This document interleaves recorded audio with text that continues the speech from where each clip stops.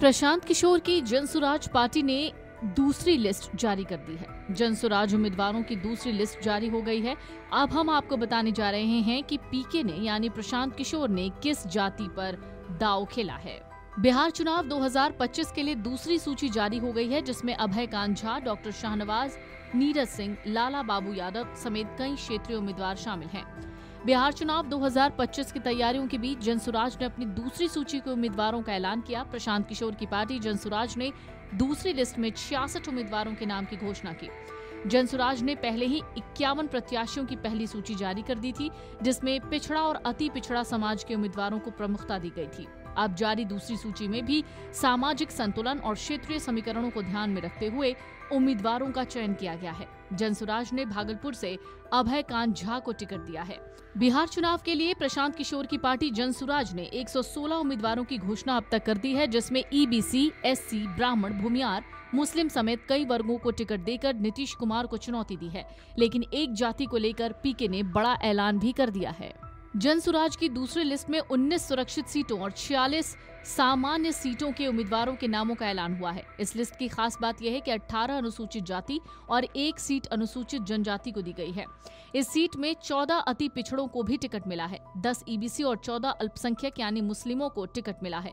दूसरी लिस्ट में ब्राह्मण, भूमियार, कोयरी, कुर्मी और मुस्लिम जाति के प्रत्याशी हैं, लेकिन एक जाति के कैंडिडेट को लेकर बड़ा ऐलान कर पीके ने सबको चौंका दिया है। बिहार चुनाव में प्रशांत किशोर का मास्टर स्ट्रोक एक बार फिर से सुर्खियां बटोर रहा है। जनसुराज ने अपनी दूसरी लिस्ट में अति पिछड़ा पर सबसे बड़ा दांव खेला है। पीके ने नीतीश कुमार के कोर वोट बैंक पर सीधे सेंधमारी की कोशिश की है। पीके ने पहली लिस्ट की तरह दूसरी लिस्ट में भी प्रोफेशनल, शिक्षित और राजनीति से दूर रहे कई चेहरों को मौका दिया है। लेकिन इस लिस्ट का सबसे बड़ा राजनीतिक संदेश सामाजिक समीकरणों को लेकर है, जहां पीके ने अति पिछड़ा वर्ग ईबीसी पर सबसे बड़ा दांव खेला है। जनसुराज की 65 प्रत्याशियों वाली दूसरी लिस्ट में पीके ने सबसे ज्यादा फोकस उन जाति समूहों पर किया है जो बिहार की राजनीति में निर्णायक मगर पारंपरिक रूप से कम प्रतिनिधित्व वाले रहे हैं। पीके ने ईबीसी को महत्वपूर्ण संख्या में टिकट देकर ये साफ कर दिया कि वो नीतीश कुमार की राजनीतिक नींव को कमजोर करना चाहते हैं।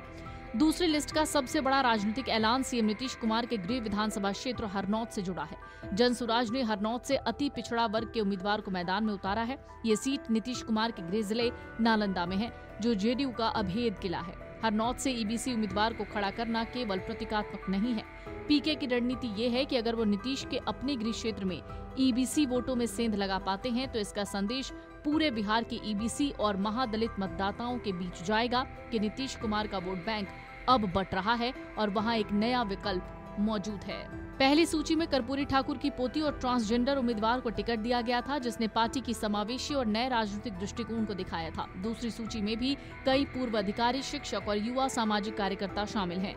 पीके ने ऐलान किया है कि अति पिछड़ा समाज को 70 टिकट देंगे। ईबीसी वोट बैंक पर पीके का ये बड़ा दांव सबको चौंका रहा है। जनसुराज ने 116 उम्मीदवारों के साथ बिहार चुनाव में मजबूत उपस्थिति दर्ज करा दी है। पीके का ईबीसी और आरक्षित सीटों पर बड़ा दांव सीधे तौर पर एनडीए के पारंपरिक वोटों को निशाना बना रहा है। Video desk amarujala.com। अगर आप ये वीडियो YouTube पर देख रहे हैं तो हमारे चैनल को सब्सक्राइब कर बेल आइकन दबाएं और Facebook पर देख रहे हैं तो हमारे पेज को लाइक करें।